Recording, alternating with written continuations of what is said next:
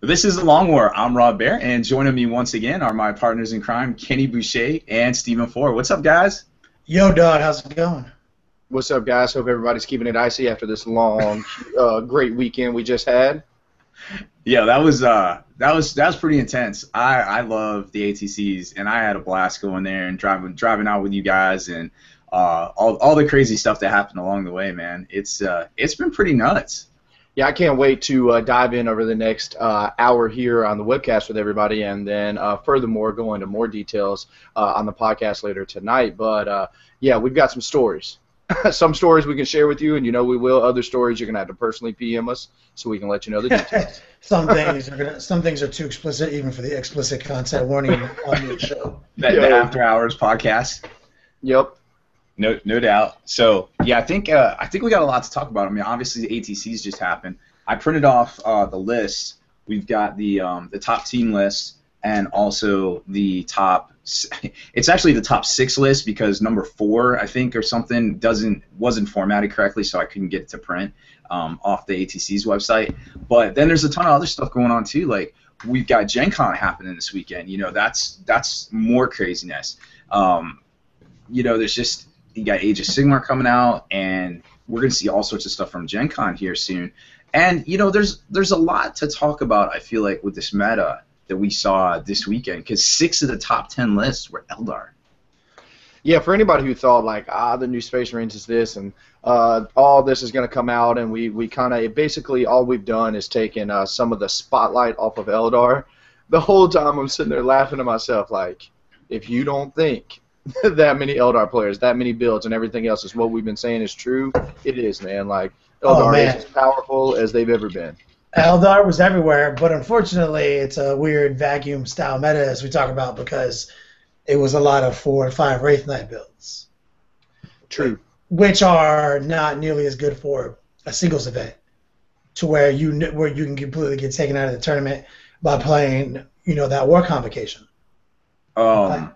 Good point. And one thing that I was noticing is a lot of the rinse and repeat this year through teams versus any other year, where every team had some form of 4 to 5 Wraith Knights. You know, every team had some form of massive drop pods. You know, every team had some form of Necron, cannot die army with the Canaptic Harvest and everything else. You know, like. It was just every team had some form of Night Titan. And every year it's kind of like that. You know, they take the strongest builds and everything. But I feel like this year this year is definitely the most I've seen it uniform. Like basically, the community is the most in agreement on what is powerful. You know. Yeah. Like the other one I can't believe I even forgot. A Death Star, Thundercat, and the Death Star's coming from Dark Angel's Command Squad with Company of the Great attached to it. Exactly. We saw that with the Sisters and Company of the Great Wolf, like Space Marines Company of the Great. I mean, it was just basically one different, like very a little too more uniform for me. Yeah, and the reason, like I said, the reason those builds are great here is because everyone thinks that, oh, I'm going to bring a war convocation, so that way I can take out the Wraith Knights on the other team. That's kind of the wrong way to think about it. It's more like the Wraith Knight says, I can avoid playing the war convocation on the other team. Correct. Whatever the first person they put down list. Yep. Yeah, literally the first list that comes down that's not the war convocation, the Wraith Knight jumps on it and tables it. You know, so you can't do that in a singles event. So 4 or 5 Wraith Knights is not going to really win too many major events in the singles world, but it's amazing anchor, solid, gets 30 points every time kind of list for this environment, and I'm pretty sure it did. Well, you know, I kind of respectfully disagree with you there a little bit. You know, like we don't know that for sure. We don't know what. I'm sorry. That the Wraith Knights aren't super solid. Like, yes, you got the war convocations and they will wipe the table with them, and you got the Centurions that will wipe the table with them. But it's kind of like that whole rock, paper, scissors things, and I don't feel like we've seen the Wraith Knights in a major tournament. Like we got this one, we're not going to see it at Nova Open because they've banned them. Rightfully so. I can't get behind it. I honestly don't believe that they belong that much in the game. Not that many of them. It's a pretty lame army. Like it's like, where do you draw the line on, like, oh, no dilution, you know, like no 40k light. 5 Wraith Knights is absolutely obnoxious. It's completely ridiculous. But I mean, I will have to disagree with Rob, because, like I said, you can't avoid matchups at a singles event. No, you can't. So you would not be even though I don't think a 4 or 5 Wraith Knight army could ever win a major singles event, because war convocations. I saw 2 war convocations the last local road tournament I went to. That's true. No 4 or 5 Wraith Knight list is winning that. They weren't winning that 1776 tournament we just went to for Fight for Mike. Yeah, exactly. And all the grab that's a great point, because they will and they won't, but that the war convocation is the truth. And then a lot of people with this Gladius Strike Force and Skyhammer stuff, they are putting a lot of faith in. I played against 2 armies that were grab heavy, one being 3 squads shooty grab Centurions, 2 Devastator squads with nothing but grab cannon, grab hams, and then a Devastator squad with multiple. It's like, you're talking that's a billion grab shots, and it's not going to end now. It's literally going to be how else can I put more and more and more? So, and this is just the spiral effect. Before we get off topic too much, but I mean, if that has furthermore put me into a state of, I can't fight Wraith Knights with Termagants anymore. I can't get grabbed out. If you're on the ground, you're going to get grabbed out. So you know what that means is I'm literally building lists now. I was telling Kenny earlier, with not just 5 Hive Tyrants. We're talking 6 and 7. If I'm not in the air, I'm not going to be on the ground. You can promise you that. Yeah, no, So honestly, this is the one time I can, if I go to an event and I see in their FAQ you can't take more than 1 Wraith Knight. That's going to be kind of one of the first times I'm going to be like, that's okay with me. Yeah, this is acceptable. This is acceptable. Or 0. Before we get any further, I want to hit this Q&A up. It is rolling. Everybody's got a lot to talk about. And Mr. CEO himself, Sean Brown of BTTQ, is checking in tonight. And also, big shout-out to Big Sean Brown winning Best Overall Painting with his War Convocation Army at the Halo GT this past weekend. Great job, man. At the Iron Halo, that's right. We were talking about it last week. How did you place? Hit us up. Yeah, Sean Brown won Best Painted Overall, and then let us know, because he's obviously the best painter, and then let us know how you actually played out. Evan checking in, what's going on? Famous Amos. First off, Amos is in all caps shouting out, where can I want to know how I can get one of those Long War tees. Ooh. And as I'm seeing in the Q&A here, he is not the only one. Fatty J checking in. What's happening, dog? Kind of deleting as I go along. I apologize. Lamont, let us know what you're working on. Always like to hear it. Zach is also checking in, saying love that tee and love the color of that tee. Lamont, I'm sorry, I was just read your question. If you had to choose an ally army for Blood Angels, would you go IG or Skitarii? If those are your only 2 options. I'm gonna go IG. I'm not even gonna. I'll go IG all day. I think IG because you can take blobs. You can't blob out the Skitarii that well. Yeah, if you're thinking Feel No Pain, you're thinking you want to put Feel No Pain on 50 conscripts with Commissariat, something like that. Mm-hmm. Also, I think MSU is back, and if you haven't checked out the new battle report, or one of the new battle reports that Kenny and I did with Chaos versus IG, let me tell you what, it got my blood going to want to play IG again with MSU's objective security everywhere and vendettas. Now that we looked at flyers, 170 points isn't bad for 3 Twinling Las Cannons. No, seriously, Helldrakes are 170. Hive Tyrants are 240, right? Yeah, word. And let me tell you what, the last thing that I want to fight against is 3 or 4 vendettas, knowing I got Hive Tyrants, because they're going to make me jink every time, and I will never win that battle. Word. I guess I could talk about the shirt for 1 second, since we have about 20 people in here. Rob, put it on me. All right. Let the beat build. Here's the newest addition to the prototype shirts for the Kickstarter that we're launching this year. Obviously, the fresh logo over the light gray background, light bluish gray. I've got one more shirt that I might change into by the end of this webcast to show you guys. I have the 3 prototypes in. We're going to take pre-sales on the Kickstarter. We're going to do maybe a vote here soon to have you guys pick which one of the 3 shirt designs you want to see make it through to the Kickstarter. That's what's up. I know which one I'm voting for. Yeah, I do know which one I like the most. And I also know which color I like the most. I want the shirt that is just Kenny's skin and the logo ironed on directly to his skin. How much would that shirt cost? There's only one available, unfortunately. It goes to the highest bidder. $50. There it is. You could probably get at least 55. Yo, Brandon checking in. Mr. Yates. Oh, I actually saw a team member. Here he is. Ricky Addington himself. Ricky Addington, if you're naked, you need to tell me right now. Yo, let us know. Is that too soon? But also, big shout out to Ricky Addington for being like 3 to 6 points under best night player. He almost won that. Oh, heck yeah. Nice. Good job, man. Steve Bruley checking in. I'm sorry, Robbie B. I didn't mean to cut you off there. I was just saying, well, nice. So yeah, man, I'm ready to dive in. You guys want to talk about these lists? Yeah, I got the list printed out here, and I think we could definitely talk about Team Happy. Yeah, those guys, they did work. I mean, also congratulations to Team Happy and all the teams that showed up. There was some fierce competition this weekend.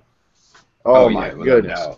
I can't remember their name, but it was Neil Gilstrap's team, and it had Alex Fennell, Neil, Brian Poole, Kelsey Haley, and Mark Parker. Mark Parker, way to go, man! Those guys, what a phenomenal team. I thought I had them in to win the entire thing, especially going after day one. They were just looking so commanding, but they actually beat the team that won, I believe. Yeah, it's kind of Team Happy. Yeah, and Team Happy was up there the entire time as well. Like nothing to take away from them, but I think what happened is, the big teams faced each other, and then basically the points grab for fourth on games 5 and 6. Whoever could project themselves at the highest up after that. So, but man, what some stiff competition this year. So, what were their lists like? All right, so we've got. We'll start with Tony Gapondo because he was actually 6th overall with Eldar, which he's a notoriously orc player, which is really cool to see him, really repping the Xenos like that. Well, 2 years ago he was played Tau Eldar. Oh, okay, so he knows what's up. Yeah, right, so here's his list. Now, obviously, we kind of already foreshadowed this, but here it is. He's got the Wind Rider host, which of course is all the dirty Xenos jet bikes in one little neat package. So you got the Skyrunner Farseer, you got the Skyrunner jet bike squad, the Skyrunner Warlock Conclave, which I guess is just a way to just take a Warlock on jet bike. Viper Squad. And they take all the scat bikes. Is he running just 4 Wraith Knights? Yeah, he's running 4 Wraith Knights, so he could take 1, 2. So he could take a squad of 6, a squad of 5, and a squad of 3. Yeah, I saw that doing a little bit better than the 5 Wraith Knights. Yeah. Well, it's kind of like you said too. Like dropping some of the Hive Tyrants might have been better in this format to get more scoring stuff. But this might not be a good singles list. We don't know yet. I mean, obviously, we just talked about that for about 15 minutes or so. Then, of course, he's got Wraith Knight, all with Wraith Knight. 2 with heavy Wraith cannons and 2 with the Ghost Glaive and Shatter Shield. That's the way to run it, man. Like I played up against that same list in our round 4 or 5, where I had to jump on the hand grenade to pull that list off. Same exact list. I saw it there 5 or 6 exact iterations.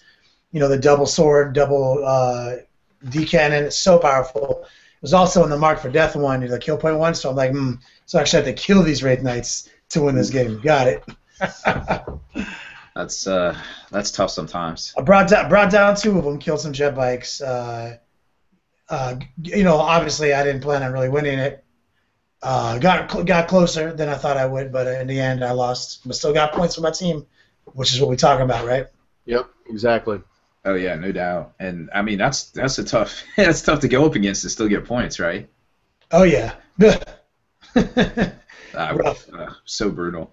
So the rest of the team in no particular order. Let's start here with Justin Curtis's list. Now he was one of the very few demon lists, and that's something else that we could probably talk about here. There wasn't a whole lot of demons. If I'm not mistaken, compared to last year, where every table had Farm Factory and everything else, there really wasn't. If I'm not mistaken, I think there was only around 8 demons lists. I think out of 250. Yeah, there wasn't a whole lot of them. I mean, there's so many new toys. We've gotten 12 new books since then. I could see where people might be playing something else, but some people held it true. So this list here, it's kind of like an amalgam, I feel like, a little bit of Nick Nalvetti's Adepticon list, and also has a little inspiration here with kind of what Alan Pajama Pants was running that won BAO. Kind of in between them. So he's got Herald of Tzeentch with, it looks like, the Exalted Locus of Conjuration, Exalted Reward, of course. And then he's got another one. Obviously got a big squad of horrors for that guy to jump in. Oh yeah, definitely. So there's 3 of those, and looks like they are on. Yep, they're all on disc. Then he's got Fate Weaver, of course. Then your obligatory 3-man Nurgle squad, a 10-man block of Pink Horrors, and then the typical 8-man Screamer squad. And then he has a Bastion. Okay, Be'lakor, 50 cultists, a Helldrake, and a Mauler Fiend. 50 cultists? Yep. Excuse me, 10 cultists. Okay, I was like, you were looking at 50 points. I was like, oh, okay, points, gotcha. Yep. So yeah, so he's got Screamer Star with Be'lakor and Fate Weaver. Yep, and a Helldrake Gotcha. and a Mauler Fiend. So it's kind of like one of everything, I guess. Seems good. What else is up? That one was pretty cool. And then this one's really interesting. It's a Tau and a Knight list, Adamantite Lance, right? So you got the Super Commander, of course, Multi-Spectrum Sensor Suite, Neuroweb System Jammer, Pure Type Engram Chip, and Vectored Retro Thrusters. Then you've got a squad of 3 stealth suits. No, 2 stealth suits, it looks like. Yeah, 57 points each, with missile pods, target lock, 1 with early warning override, and 2 missile pods. Then some Crew Carnivores, 2 squads of those, and 3 Skyrays. And then the Adamantite Lance itself, 2 Knight Errants, and 1 Knight Paladin. Yeah, that's not, to be honest, that sounds like a really good Tau ally.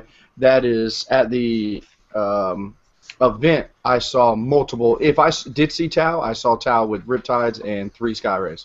Yeah, that was pretty. Tau was strong. Tau was still strong because, like we talk about, you don't have to make a list to combat a list. You could just simply avoid your matchups. And it seemed like a lot of the best teams did that this year, just built really solid lists. And I'm not, like obviously, Team Happy, it's like I'm not going to play against the grab guns. So that means now the grab gun army, who thinks that they can go out after these Wraith Knights, has to almost instantaneously get out. It can never be put down because now the demons are going to jump on them. They have a counter to the counter. You know what I mean?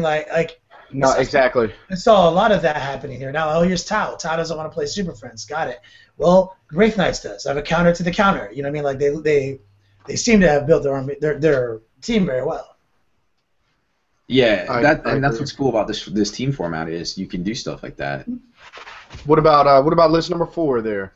So we got Aaron Along, and this is an interesting list. I'm very familiar with his list. Yeah, it's definitely a version of Super Friends with some Dark Angel hotness. So, well, the current Super Friends rather. So you got a Chaplain, Samael. Of course, the Chaplain gives you reroll the hits on the first round of both combats, and it's great with Space Wolves because they have counterattack. Samael, of course, gives you hit and run and scout. Elites, Ravenwing Command Squad, fantastic choice. Troops are just a scout squad ×2, so just hide and take objectives.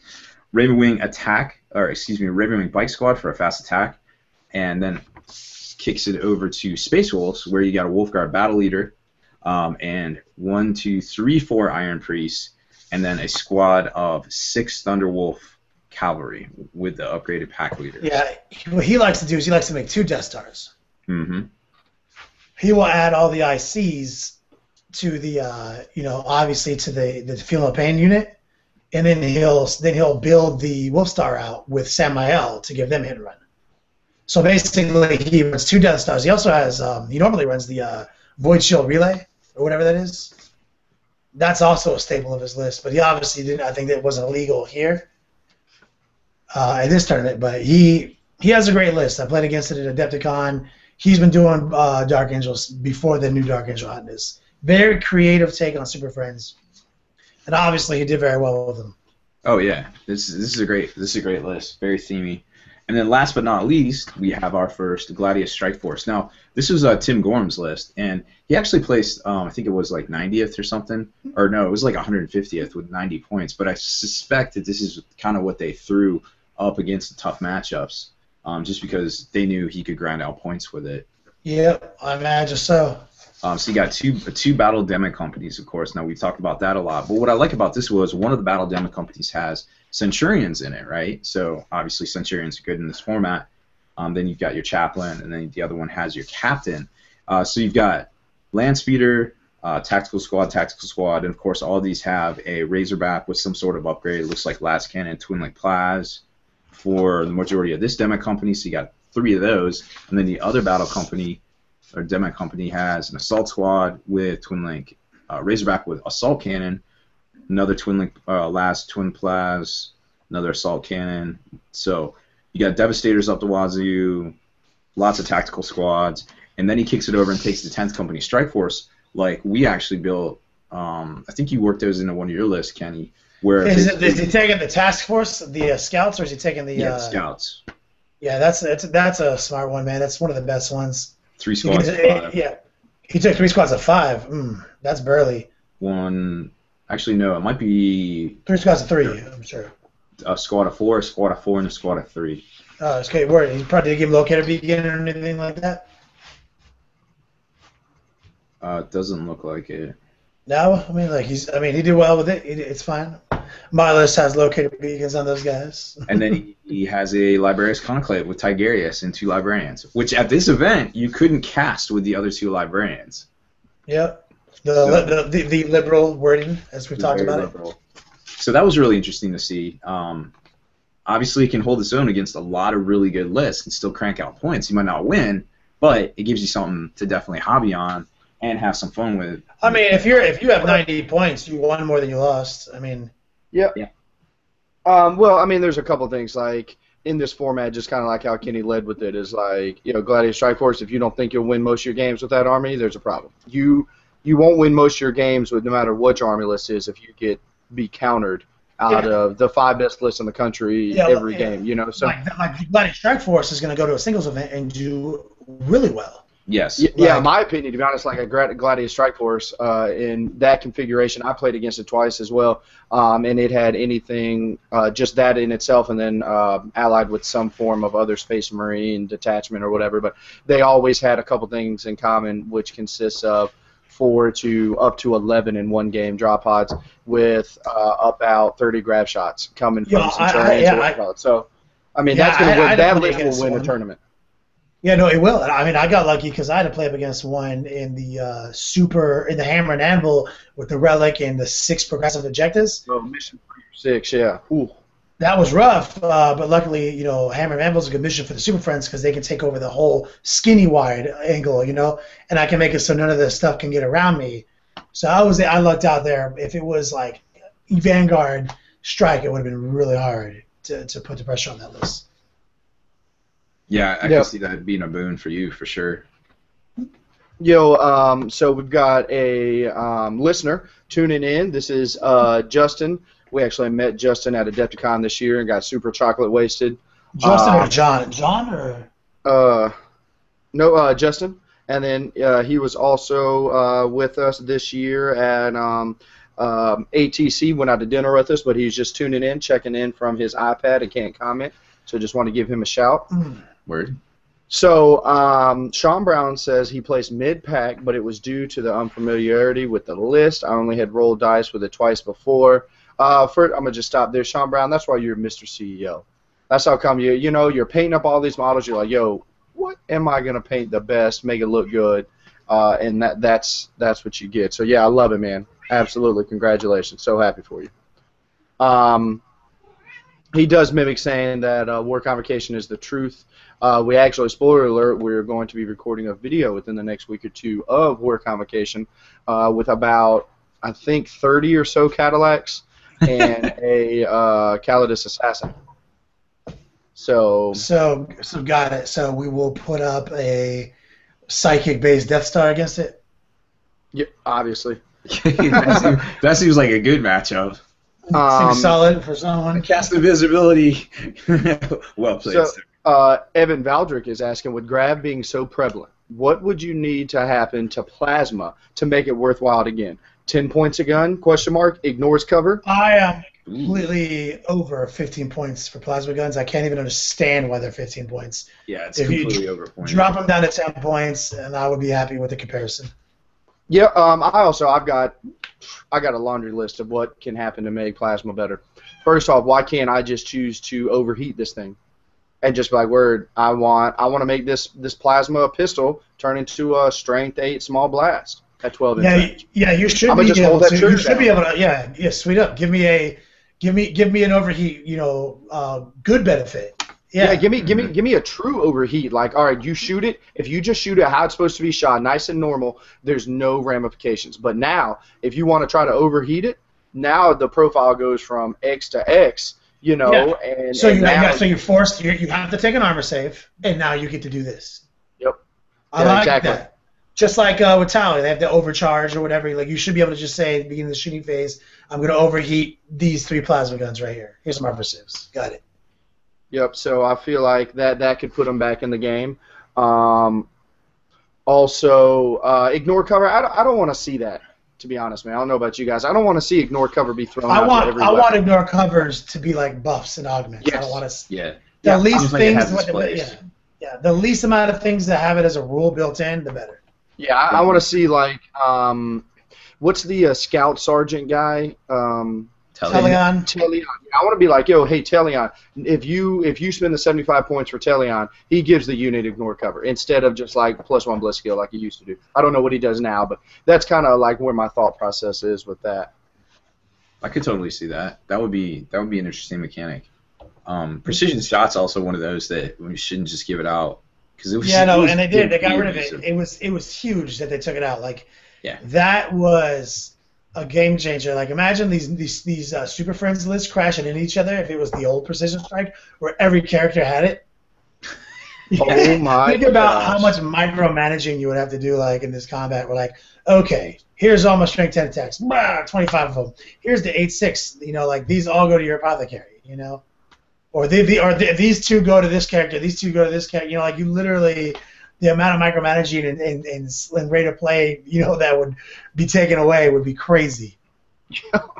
Well, let me tell you what. I'm used to having high tolerance with precision shots, so it was a dagger in the When they heart took and it back away, when yeah. they took it away from me.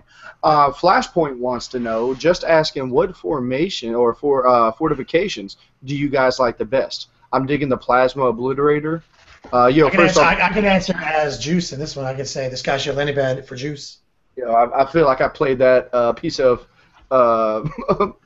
fortification once or twice. Yep.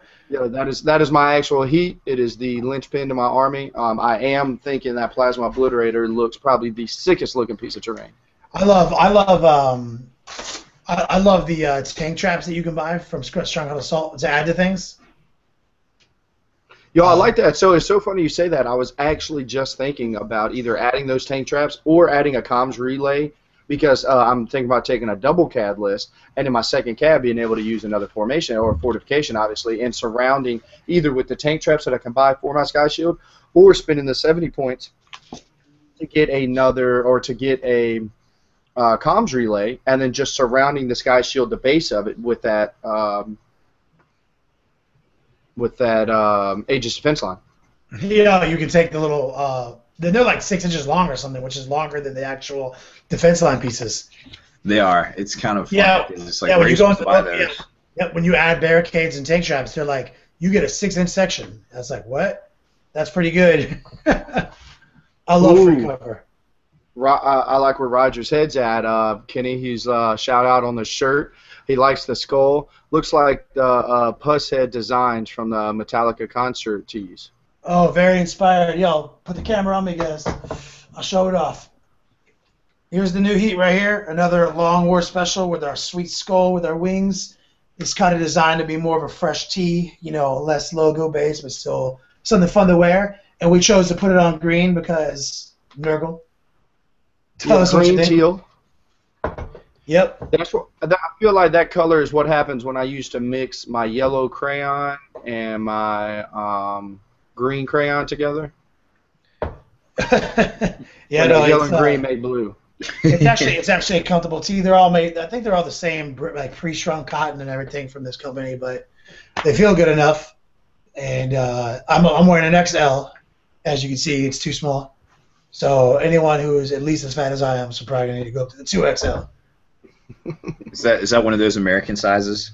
This is how something's happened in the country where now it's either I've gotten fatter or T-shirts have gotten smaller. I refuse to believe I've gotten fatter. So they have decided that this was usually a medium for me back in the day. So obviously no one's gotten fatter as I've gotten older. I've gotten fatter.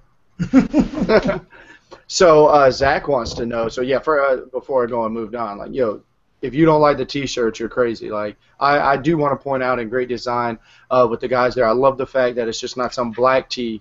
All of them. We've actually got some color. Let's change the wardrobe a little bit. Yeah, as much as I love black, it's my thing. It's a slimming color. I love it. I'm trying to force myself to brighten it up. Exactly. I think it looks great. I definitely want one of those green. It's more like a tealish to me. Maybe a Miami. I think it's a forest green, but I think my blue LED light is throwing blues all over it. You look like Dan Marino. I'll post a picture of it up on the. Laces out, Dan. Laces out. It's such a good movie. Gosh. I love that movie. So wait a second. Ironhorn is Finkel. Finkel is Ironhorn. So Zach, what will happen to the tourney scene if the rumors on the web turn out to be true?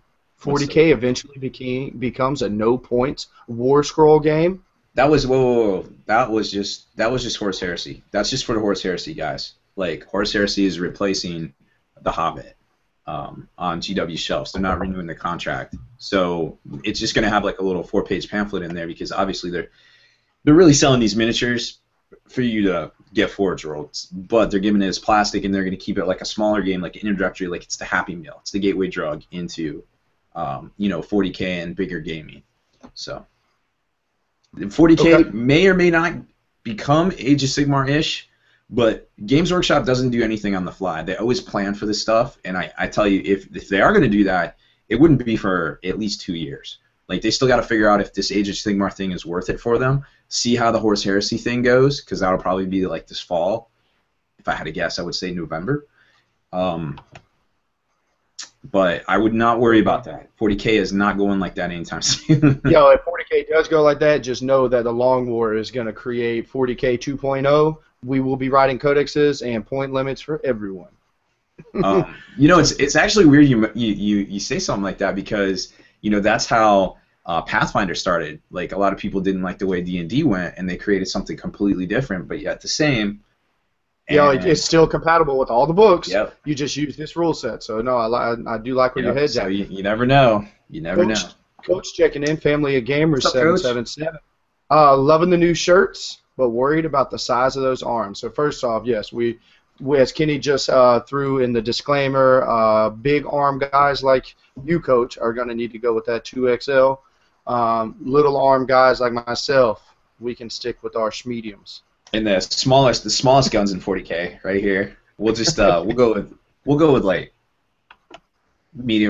small mediums. So Sean Brown is saying Plasma plus Dark Angels equals Master Crafted. I like that. It's just kind of like a generic rule. So basically, that'd be awesome to keep you from overheating. I feel like they should because they had the Mastercraft. They had all the Mastercraft. They had the most plasma. They were the first Legion for crying out loud. Like that's their thing. Literally, they should have some sort of bump. I can get behind that. Yeah, without a doubt. But I'm on this new juice thing though. I'm like, let's get rid of overheat. That's stupid. Yep. Or overheating. Why am I paying 15 points to die? And why is a guardsman also paying 15 points for a plasma gun? That doesn't make any sense. He doesn't have an armor save worth anything, and he hits on 4s. Who? They get at it. Just terrible. Yeah, that does not make sense whatsoever. But maybe we'll see a new guard book. We know the guard is. They have a paperback version of it. They didn't reprint it in hardcover, so we don't know if they're just gonna have something come out this year. Who knows? Next year? Don't know. But they might revamp it. Hard to say. Yeah, but I think Tau first. Tau needs some help. So I want them to get it. Going back to ATC a little bit, Roger here saying he enjoyed the ATC. What do you guys think about making the Relic in Mission 3 a progressive objective? So, I mean, I kind of like that. I feel like the reason why it wasn't was because Mission 3 was supposed to be a little bit of everything, so there was already 6 objectives. Oh, it's that one? That was progressive, plus the Emperor's Will, or excuse me, the Relic, and then Kill Point. So it was kind of like a conglomerate of everything, but, yes, I could get behind. If instead of progressive 6 objectives, you have that's a progressive, that would be old school, like, true battle for the center, you know, slug it out. You have to get to the center first, and you have to start fighting over it immediately.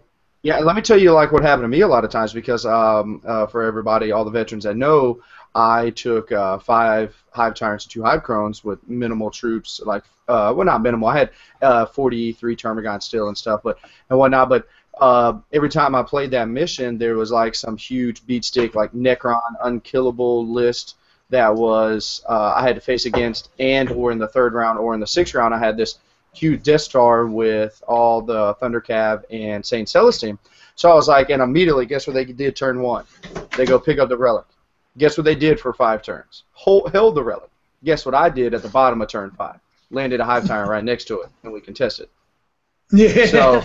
So it's like, I do believe that my opponent should have gotten rewarded for, you know, having the biggest set of balls, you know, to go get that, to making the unit to go do that, versus me, where I'm just like, you can have it, I don't care, I'm going to do all this other stuff, and then we'll just split the 10 points at the very end.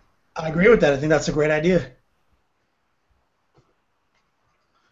Yeah, I was looking up this this question here we had about this Caluxus Assassin.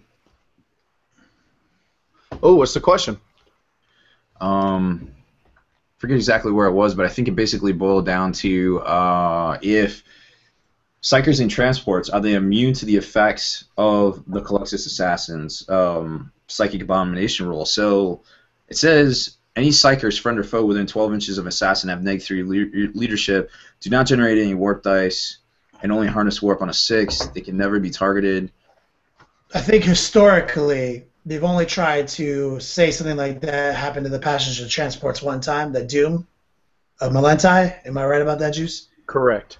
Historically, they tried to this one time say that worked on people in transports, and pretty much everyone in the community hated that and said no.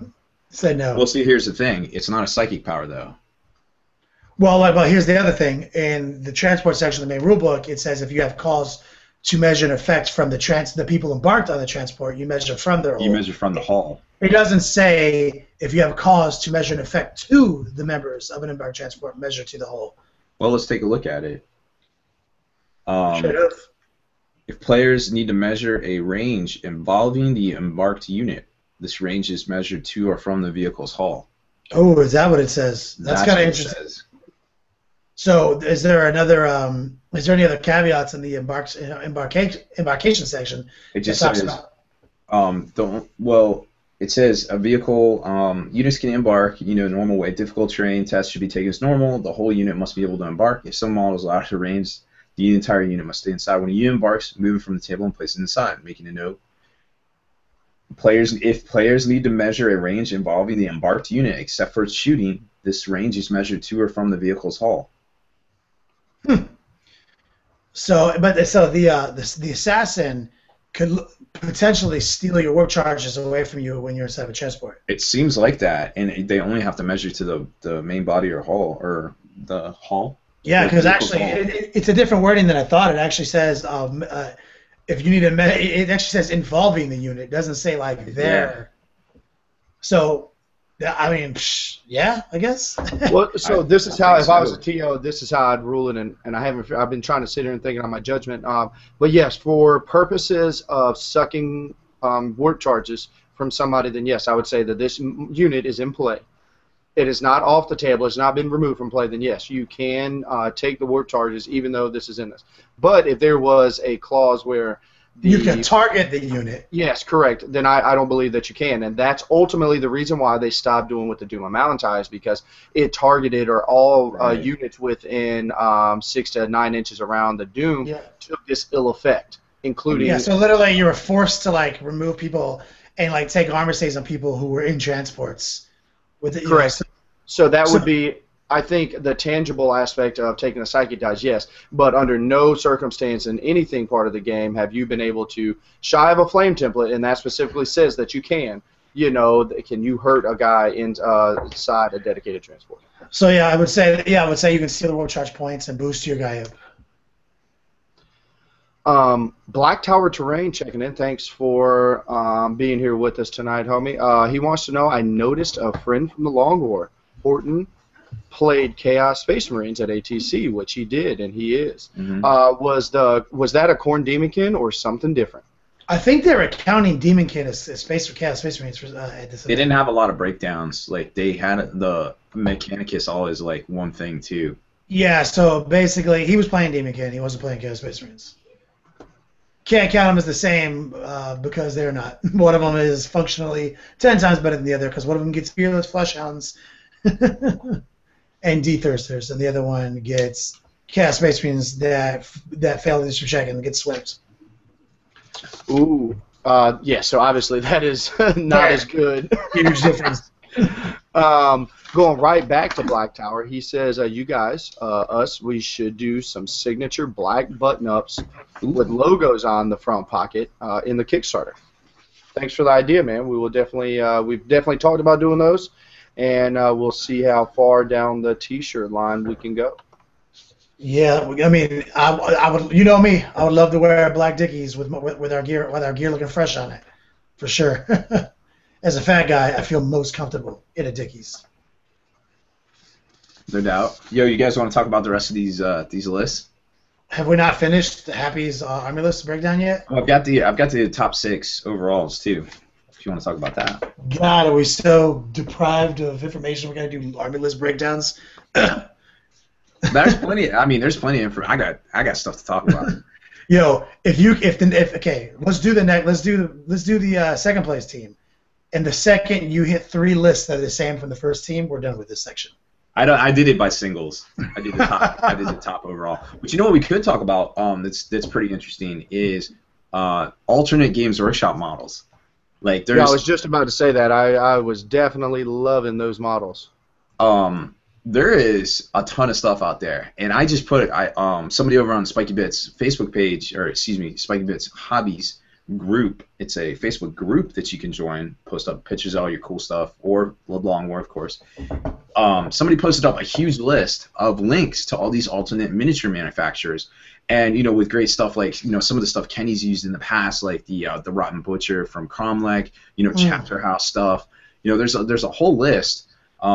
Would you call this the top 10 miniatures GW doesn't want you to see?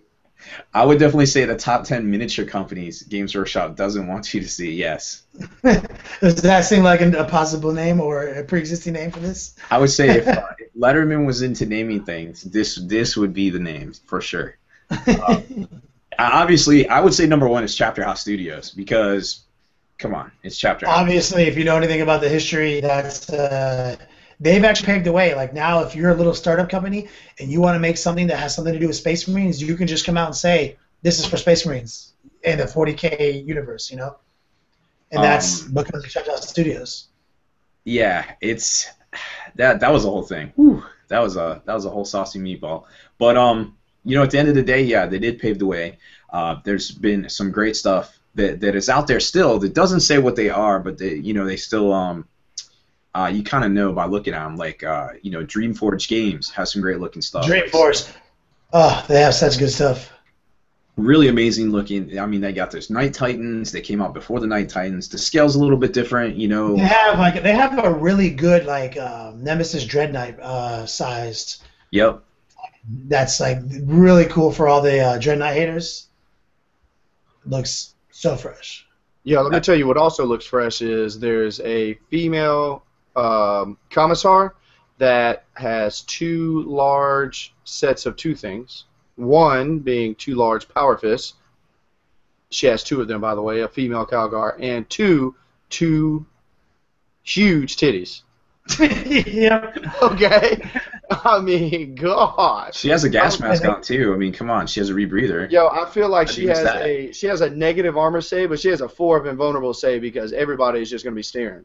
It just has to be hot. It has Is to be hot that on a that. dream? Is that a Dreamforge Dreamforge miniature? No, I actually that's think that. it's a Toughest Girls of the Galaxy. Is that them? This was an interesting company. They're called Wargame Exclusive, and they sculpted up. They took a bunch of artwork and they basically sculpted the artwork just like random fan art. And like they have that cool Fire Warrior that's like smoking a cigar, and you know obviously the dope looking Commissar. They did some Sisters of Battle. Well, I'm some pretty sure Slashing- this art that they sculpted this mini from was a porno, and and had Still two. counts. Oh man, so I am needless to say, I am absolutely loving that. So yeah, that was some pretty cool stuff you threw up today. So Rob, what's your in your 100% biased and subjective opinion? What is your favorite? What's your top 5? Your personal Rob Bear top 5 miniature companies that GW doesn't want you to know about? I would say from start to finish would probably be Chapter House, probably number 1. They got some really good looking stuff. They're starting to ramp back up. That's okay. Then we got I would say it's a tie between Puppets War and Bit Studio, and I know you've used both of those in the past. Oh man, yeah, Puppets War, I use a lot of them. Pitts Pulo has a lot of dope stuff too. Yeah, they got flying rhinos and like man, there's I'll tell you one of the number 1 questions I get that I have to answer almost weekly is, yo, where'd you get those servo arms for your Iron Priests? Pitts Pulo. Like and then the other thing I get in conventions whenever I bring my super friends is, yo, where'd you get those fresh bikes and those samurai upgrade kits? That's Puppets War. So I mean, they're definitely the 2 number 1 things that get commented on the most. Is that a Puppetor? Is that also who does the Thunderfire cannon that you have? No, that's actually High Tech Miniatures, another company I love. Ooh. Yeah, that's one of my favorite things. High Tech Miniatures actually does that Gorgon chain jet bike Chapter Master I'm converting right now. Oh, with all the little generator things. Yeah, with that crazy, like he has like the Tesla stuff around it. He's got the most insane, servo arm built in. Like, one of the coolest, most unique looking jet bikes I've seen. And so High Tech Mini is probably would be on my list if it wasn't on Rob's list. Me and Rob probably have the same list. You're probably going to say that's my number Cromlech. 5. What's your number 4? Cromlech? Well, I'd say my number 4 is probably a tie between Cromlech and Maximini because they're very similar and they have a lot of the same stuff. So a lot of times I just mix them up. So sorry guys, but I mix them. Yeah, Cromlech has my favorite demon of all time, the Ryan Butcher. Yep. It just can't go. It can't. It's too good. Yeah, that thing's dope. And then you got some great other companies like Cybor. Cybor's been around for 15 years or so, like always making good stuff. They got great upgrade kits. All the and these companies. What's interesting about a lot of these companies is that they're all sculpting miniature companies. They don't have all that technology that G-Dubs has. Where just you can. And when I say you can just go in, you can be an expert and basically a doctor in miniatures. You know what I mean? It's not as easy as I'm sure it sounds to computer manufacture these amazing miniatures that they make, but they are able to make the most ridiculously refined, detailed, fit together perfectly images, whereas these other companies are still sculpting things, and they all have a very similar style, like High Tech Mini, Max Mini, and Skybor have a very similar style to all their artwork on their models, just because it's art, man. You have to do it by hand, and it's just you have a degree of limitations when you have to do a one-to-one sculpt. What do you guys think about the Kabuki stuff? Like they got the Knights series, and then they've got the girls stuff, and I've not found reason to use them in my on my tabletop, but I'm a fan of all miniatures. Right. How about soda pop miniatures, man? Like I've used a lot of those. Soda pop's pretty dope. They got some really cool looking models. I did for Philly Paul, the ongoing Philly Paul Joker scheme, we call it. That I've been working on for Grey Knights. That's gone to Necrons. It's gone to Space Marines. All my greens. Yeah, Tau. That it started with a bunch of Relic Knights and soda pop mini Countess Inquisitors and stuff. So, literally, these are all things that are taking money away from GW, and they don't want you to know about them. But we want you to know about them. Yo, exactly. No, that's what makes this hobby so great. Is like, hey, I don't like GW's miniatures. There's something else better out there that I can use to count as. Yep. Well, Carlos wants to let us know that this is his first webcast. Thanks for tuning in. He's a longtime fan from FTN days. Glad that you're with us now. Keep up the good work. And in my heart of hearts, Kenny, you have the biggest arms in 40K. Oh, man. So this is our new listener who just said I have the biggest arms in 40K? He is a fan of ours back from the Forge the Narrative days and is loving our work. But he says in his heart of hearts, no matter what, you will have the biggest arms in 40K. That's the only way. I mean, obviously it has to be in a heart because it can't be in the physical world of science. In mathematics. in math. Because Justin Troop exists. Yep. He probably has the biggest arms. Famous Amos, I love it. Juice just got some Tyranid love in today, working on some Tyrant guards for a client. Rending Claws and Siling Talents. Ooh, famous. So I would like to just put it out, talk to your client, and be like, hey, look, Siling Talents, I just built a list that you'll be guys seeing a bunch of new NID lists coming up. But if I find out who the Tyrant Guard are for, I've got this theory on why, but the Tyrant Guard with my Hive Tyrant that is going to be all tricked out, I make sure that they have Scything Talons and Rending Claws. But for, they have Lash Whips and Scything Talons, if I'm not mistaken. And then my Rending Claws and Scything Talons go with the Swarm Lord. So Swarm Lord is more durable. He doesn't need necessarily. He's got that 4 of Invone, and he's a beast, and he has a higher weapon skill. So if I'm going to spend the points, maybe not necessarily with him to do that initiative, but the Hive Tyrant doesn't have that 4 of Invone and doesn't have that weapon skill 9, so things are going to hit him on 4s. So he needs more of that offense. So if you have the points, you want to make sure that the Tyrant Guard there gets that whole unit gets the initiative boost to make sure that the Hive Tyrant and the rest of his units get to swing before everybody else. So are you building a close combat Tyranid army? Yep, I've got 2 big close combat units, including the 2 units that I just described. Plus, I will also have a bubble wrap. I'm going to bring it back with a squad of Hormagaunts, completely surrounding that with a Malanthrope for everybody. And if they need, I might even just show it with a Venom Throat, but I'm going to show how I can stack by running Hormagaunts in front of Tyrant Guard and then everything else, and still stringing back the Hormagaunts like I do Termagants. My Venom Thrope or my Malanthrope does not need to be right there near it, so they're giving all my Hive Tyrants that cover save completely in the open. Classic. No, I mean it's what the Tyranids. I mean that's how people used to play Tyranids. I remember they used to have all the layers, and you couldn't shoot past units, and they had to come up with a rule that said you could shoot any brood you wanted because it was too good. You just found a way to make it work again. Yep, that's what I'm trying, and then I've also got a big list that people have been asking for a while, and finally got all the models in. It's going to be maybe like my alien theme list. They will be painted accordingly, but just a quick spoiler, it's going to be in the region of a Damasheron, anywhere between 10 to 15 Ravengers, Hormagaunts, and Trigons. How cool is that? Yep, so it's gonna be real fresh, and then no Hive Tyrants at all in this list. We're gonna be rocking Tyranid Primes. I'd love to see that list on the tabletop and just crash into it with some of my close combat armies, like my Chaos army. Well, I mean, you didn't have to go there. Maybe we could just pair up like Tower or something. Just let me crash into that. Yo, why you gotta be like that? Yo, this army sounds really cool, but do not take it to a tournament because one squad of Space Marines might stonewall you, dog. That's all I'm saying.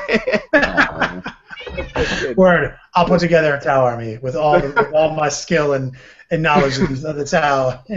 Absolutely. No, I've really got some cool lists. It's got some built-in. The Damasheron is an absolute beast, paired with the Malanthroats, giving some preferred enemy around everybody once you get part of a successful combat.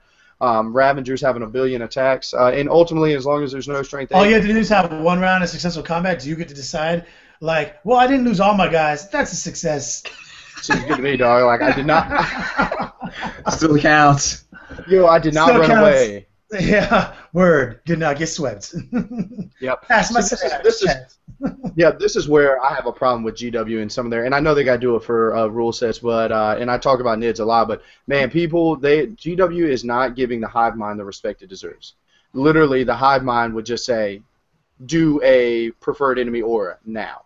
All right, got it. Preferred enemy aura, everybody. You read anything about Warhammer 40K, and the Tyranid hive presence is ruthless. Yeah, they should have something like the war convocation, or like the cancels. You used to not be able to cast second powers or units. It was a problem. Yeah, true.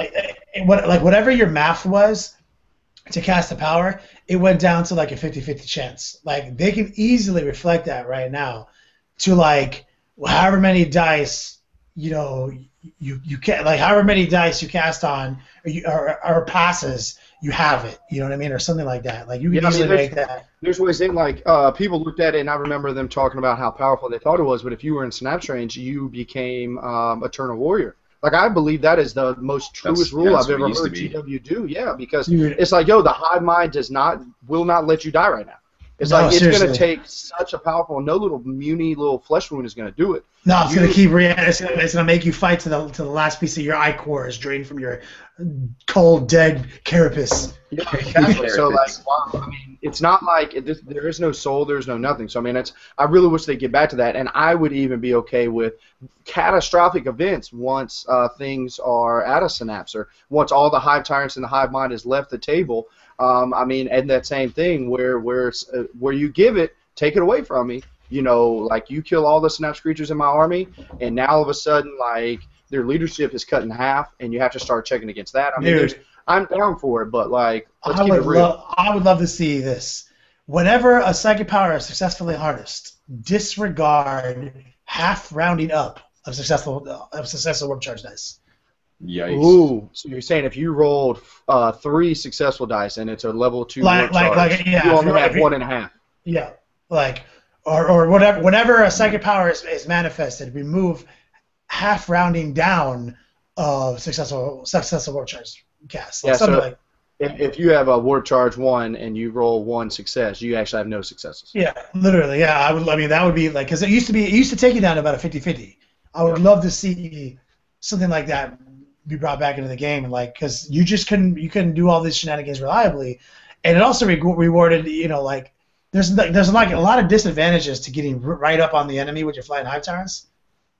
Like you're always looking for angles because you can shoot 360 to stay on the table as long as possible. So remember, it was a 12-inch bubble. Make it a 6-inch bubble, since now hive tyrants, because back in the day when that was a rule, when you were able to do these like psychic jank, it was in the old codex before they wrote rules to accommodate flying monstrous creatures. So when that codex first came out, hive tyrants only went 12 inches. Yep. Then 6th edition came out, they can now go 24 inches. They had the same rule. Yeah, and furthermore, so they were make it a 6-inch aura where it does the same thing, and it's also because like it forces you to get right up on me, which means now I can't do my second powers with effectivity, with greater effectiveness. But it also means now you're putting yourself in situations that you might necessarily always want to be in, but you need to stop invisibility. So now you have an option, Yep, exactly. And whenever they used to have minor and major psychic abilities, like all NIDs were just immune to minor psychic abilities. Yep. Yeah. So I mean, I would just like to get. I know, and potentially maybe sometime next year we should have by early. Robbie B, have you heard that as well? We'll have a new book maybe. I've been hearing Q1 of next year, like June-ish. Cool.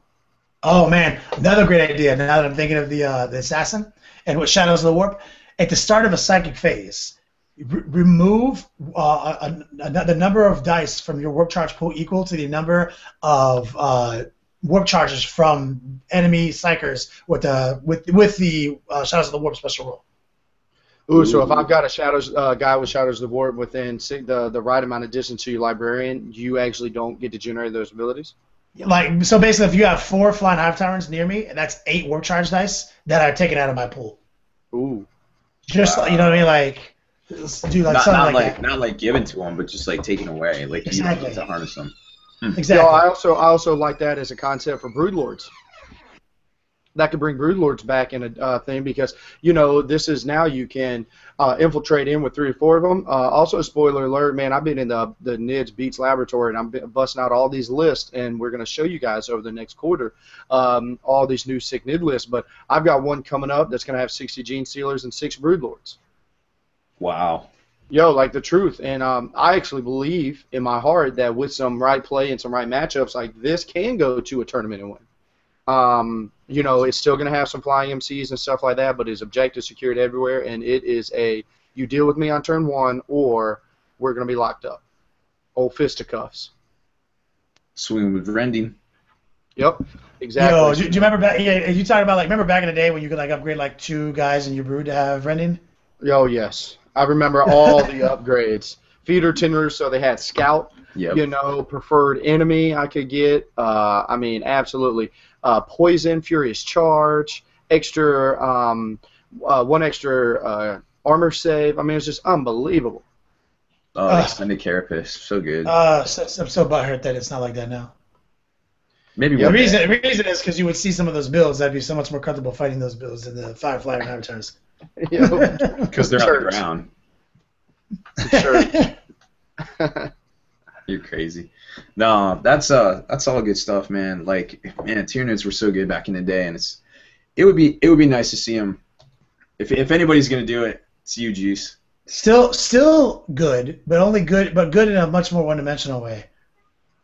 Which is obviously, I know Juice would rather it be a more well-rounded codex.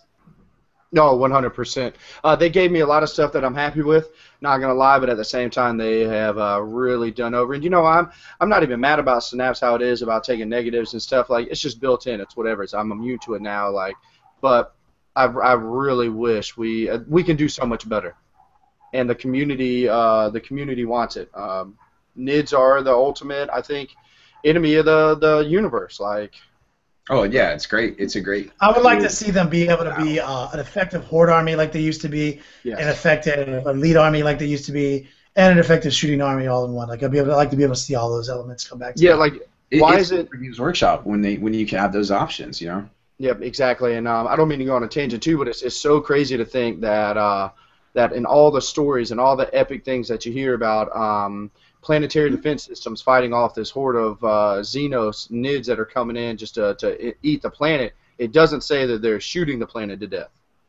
It didn't say that striping runs were coming over and killing everybody with weapons. You know, it's like Carnifexes were eating your face. They're literally eating you. Yeah, like Hormagaunts, Stormagaunts were eating you. You know, they weren't just like, you know, so that's, I would love. I started thinking about like a Tyranid, and I'm like, dog, a Termagant, if he was in your living room right now, I want you to imagine like a panther, like something the size of a panther, but is actually a disgusting cockroach. Yes. Yo, a Ripper Swarm would make me release my bowels right now. Yeah, straight up.